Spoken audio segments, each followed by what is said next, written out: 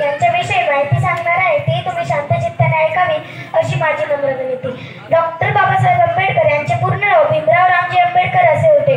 Doctor Babasaheb Ambedkar यांचा जन्म 14 April 1891 रोजी मऊ इंदोर येथे झाला। त्यांनी न्यूयॉर्क येथे कोलंबिया विद्यापीठात उच्च शिक्षण घेतले। 3.5 वर्षात अर्थशास्त्रात त्यांनी PhD केली। त्यांनी दलितांसाठी लढा दिला।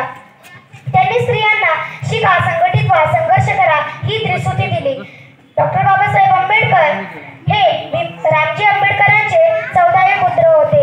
भिक्षेने गुलामी मिळते पण स्वातंत्र्य नाही हे त्यांनी सुभाषित लिहिले। डॉक्टर बाबासाहेब आंबेडकर हे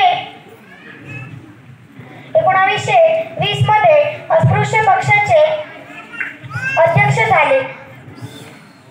1920 मार्च 1927 रोजी महाड येथील 14 तळ्यावर पाणी पिण्याचा दलितांकरिता सत्याग्रह केला।